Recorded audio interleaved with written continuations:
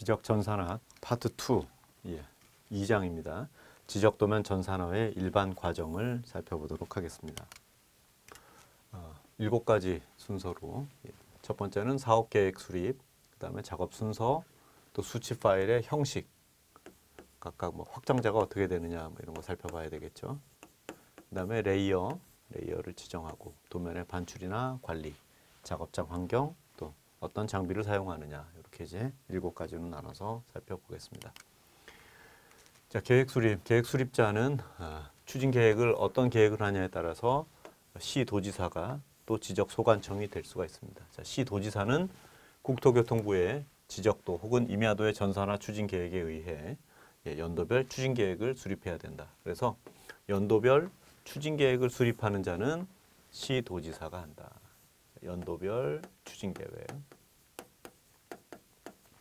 그다음에 지적 소관청은 제1항의 규정에 의한 시 도지사의 연도별 추진 계획에 의해서 다음 각 호의 사항들이 포함된 세부 추진 계획, 연도별 추진 계획에 따라서 세부 추진 계획을 이제 세우게 되는데 누가 하냐면 지적 소관청이 세부적인 추진 계획을 세우게 되고 다음과 같은 내용의 추진 계획을 세웁니다. 연도별 업무량이 얼마가 되느냐, 또 도면의 정비 계획, 또 도면 반출에 따른 토지의 이동 정리 또는 민원 처리에 대한 계획.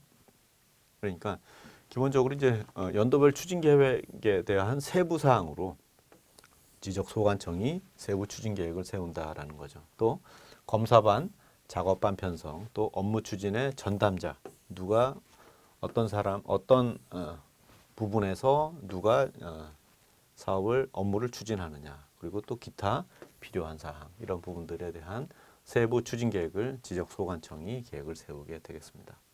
연도별 추진 계획은 시 도지사가 또 각 호의 세부 추진 계획은 지적 소관청이 세우게 된다. 두 번째는 작업 순서입니다. 그래서 도면의 정비에서부터 또 수치 파일을 만들고 또 경계점 좌표 등록부에 좌표를 입력을 해서 토지의 이동에 따른 변동이 있다 그러면 변동 자료에 대한 처리를 하고요. 또 각각에 대한 보정 데이터를 만들고 도면 데이터베이스를 구축을 하게 된다. 그래서 이 책의 저자는 뭐 도수, 좌동, 보도 뭐 이런 식으로 각각의 내용을 암기하도록 이렇게 그 한자 중요한 단어들을 이렇게 쭉 리스트업을 했고요. 자, 도면에 정비를 해서 수치 파일을 작성을 할 때 경계점 좌표 등록부 시행 지역의 지적도는 제외를 하고 수치 파일을 작성을 한다. 그러니까 경계점 좌표 등록부 시행 지역이라고 한다면 거기에 대한 XY 좌표가 이미 있으니까 뭐 별도의 수치 파일에 집어넣을 필요가 없겠죠. 그래서 경계점 좌표 등록부에 있는 그런 좌표를 수치 파일 작성한 거에다가 합산을 해서 변동 자료가 있다면 처리를 하고 보정 데이터, 그다음에 데이터베이스를 구축을 한다. 세 번째는 형식인데요. 형식은 수치 파일의 형식과 명칭, 그다음에 전산화 작업을 위한 명칭 부여 방법 이렇게 3가지로 나눠서 보겠습니다. 자, 첫 번째는 형식인데요.